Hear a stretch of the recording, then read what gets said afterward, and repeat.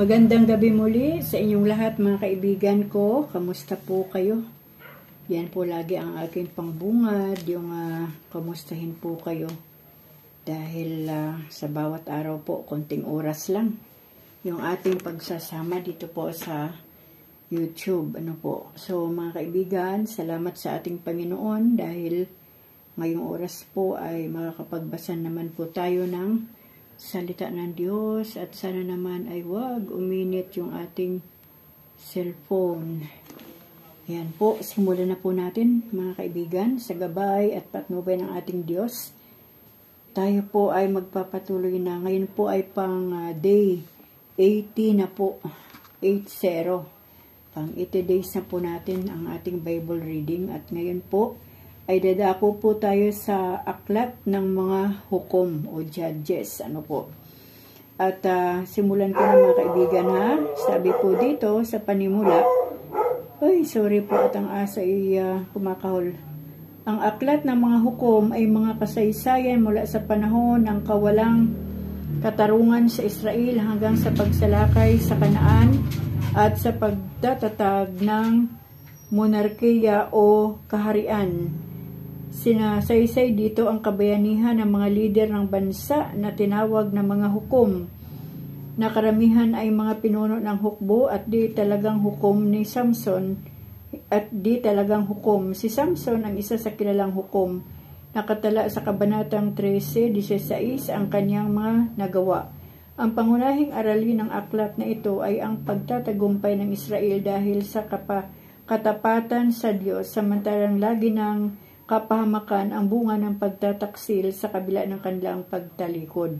Ang Diyos ay lagi nang handang magligtas sa kanila kapag sila'y nagbalik loob. Nilalaman mga pangyayari hanggang sa pagkamatay ni Josue, ang mga hukom ng Israel, iba't ibang pangyayari. At yan po ay nasa talata na chapter 1 verse 11, chapter 2 verse 10, chapter 2 verse 11, chapter 16 verse 31, chapter 17 verse 1, and chapter 21 verse 25. Simulan ko na po ang Hukom chapter 1. Nabihag ng lipi ni Juda at Samson at Simeon si Adoni-Bizi.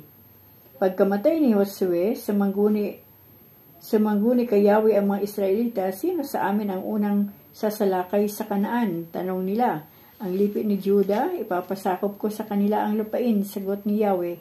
Sinabi ng mga kabilang sa lipi ni Juda sa mga kabilang sa lipi ni Simeon, tulungan ninyo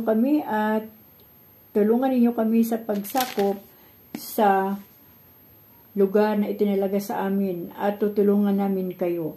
Tumulong naman ang mga ito, ang mga Kananeo, ang mga Ferisyo ay ipinalupig sa kanila ni Yahweh. Umabot sa 10,000 ang napatay nila sa Bisik. Doon sila naglaban ni na Adoni-Bisik ng mga Kananeo at mga Perisiyo. Tumakas si Adoni-Bisik, ngunit nahuli rin sila. Pinutol nila ang hinlalaki ng paa at kamay nito. Sinabi ni Adoni-Bisik, 70 hari na ang naputulan ko ng hinlalaki ng paa at kamay at pinamulot ng mumo sa ilalim ng aking dulang. Ngayon, pinagbayad ako ng Diyos sa aking ginawa. Dinala siya sa Jerusalem at doon na namatay. Nasakop ng lipi ni Juda ang Jerusalem at Hebron. Ang Jerusalem ay isinalakay ng lipi ni Juda, pinatay nila ang lahat ng nakatira roon at sinunog ang lungsod. Pagkatapos, hinarap nila ang mga Kananeo sa mga kaburulan sa Nigib at sa kapatagan. Sinugod nila ang mga Kananeo sa Hebron, dating Kiryat Arba, at napatay nila sina Sisay, Ahayman at Talmay. Nasakop ni Otniel ang Diber. Mula sa Hebron, sinalakay nila ang Diber, ang dating Kiryat Sefer. Sinabi ni Kalib, ang anak kong si Aksa ay ibibigay ko para maging asawa ng sino mang makalulupig sa Kiryat Sefer. Si Otniel na anak ni Pinas na nakababatang kapatid ni Kalib ang nakasakop sa lungsod, kaya siya ang napangasawa ni Aksa. Nang sila'y magkasama na, inutusan ni Othniel si Aksa na humingi ng bukirin sa kanyang ama, kaya nagpunta si Aksa kay Caleb. Pagdating doon, tinanong naman siya agad kung ano ang kailangan. Yamang dinala mo ako sa Nigib, ibig kong bigyan mo ako ng balon, sagot ni Aksa, at ibinigay sa kanya ni Caleb ang mga balon sa gawing silangan at kanluran. Ang mga tagumpay ng lipi ni na Juda at Benjamin. Ang angkan ng Sineyong biyanan ni Moises ay sumama sa lipi ni Juda mula sa lungsod ng Palma hanggang sa ilang ng Juda sa timog ng Arad at nakipamayan sa mga Amalesita. Ang lipi naman ni Simeon ay tinulungan ng lipi ni Juda sa pagsakop sa lungsod ng Sifat. Winasak nila ito ng husto ni pinangalan ng Horma. Winasak nila ito ng husto at pinangalan ng Horma. Nasakop din nila ang buong Gaza, Askalon at Ekron. Ang Juda ay hindi nilayuan ni Yahweh, anopat nasakop nila ang mga kaburulan, ngunit hindi nila nalupig ang mga nasa kapatagan, pagkat ang mga taga roon ay mga karwahing bakal. At tulad ng sinabi ni Moises na punta kay Caleb ang Hebron, pinalayas niya roon ang 3 anak ni Anak. Ang mga Hebusyo sa Jerusalem ay hindi pinaalis ng lipi ni Benjamin, kaya sama-sama sila roon. Sinakop ng 2 lipi ni Jose ang Betel. Ang lungsod naman ng Betel na dating Luz ay isinalakay ng mga lipi ni Jose at tinulungan din sila ni Yahweh. Nagpadala muna sila rito ng mga espiya. Sa daan ay may nasalubong silang isang tao mula sa lungsod. Sinabi nila rito, ituro mo sa amin ang pagpasok sa lungsod at gagantimpalaan ka namin. Itinuro naman sa kanila at pinatay nila ang mga taga roon maliban sa sambahayan ng napagtanungan nila. Ang lalaking yaon ay nagpunta sa lupain ng mga Hetiyo at nagtayo ng isang lungsod na tinatawag niyang Luz mula roon hanggang ngayon. Kaya mula noon hanggang ngayon. Ang tagumpay ng mga lipi ni Manases at Ephraim, hindi pinaalis ng lipi ni Manases ang mga naninirahan sa mga lungsod ng Betsian, Taanak, Dor, Ebleam, Megiddo, at sa mga nayong sakop ng mga ito. Nagsama-sama sila roon nang marami na ang mga Israelita. Inalipi nila ang mga Kananeo. Hindi rin pinaalis ng lipi ni Ephraim ang mga Kananeo sa lungsod ng Geser. Sila'y sama-samang nanirahan doon. Ang tagumpay ng iba pang lipi, hindi pinaalis ng lipi ni Zabulon ang mga naninirahan sa mga lungsod ng Kitron at Nahalot. Sama-sama silang nanirahan doon, ngunit inalipin nila ang mga Kananeo. Hindi rin pinaalis ng lipi ni Aser ang mga taga-lungsod ng Aseo, Sidon, Alab, Aksib, Helba, Afik at Rehob. Sama-sama silang nanirahan doon. Hindi rin pinaalis ng lipi ni Neftali ang mga taga Bet-Semes at Bet-Anat. Sila'y sama-samang nanirahan, ngunit inalipin nila ang mga taga roon. Ang lipi naman ni Dan ay napaurong ng mga Amoreo sa napapuntang bulubundukin. Hindi sila